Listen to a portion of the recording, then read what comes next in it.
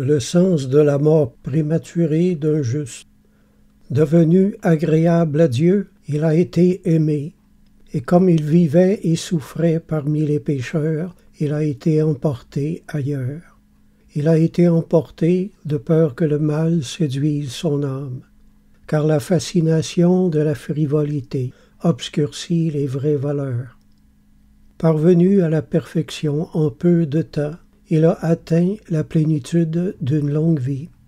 Un juste, même s'il meurt avant l'âge, connaîtra le repos et la béatitude, car la sagesse ne se mesure pas toujours au nombre des années. La sagesse tient lieu de cheveux blancs pour l'homme juste. La gloire de la sagesse, c'est une vie sans tache. Son âme a plu au Seigneur, et c'est pourquoi elle s'est hâtée de sortir d'un milieu pervers. Les gens ont vu et n'ont pas compris que c'était pour le protéger qu'il a été pris. Ils ne se sont pas mis dans l'esprit ce mystère, qu'il y a grâce et miséricorde pour ses élus, quelquefois à mourir jeunes, et que Dieu intervient en faveur de ses saints. La mort du juste condamne la survie des impies, et la jeunesse tôt parachevée, la longue vieillesse des injustes.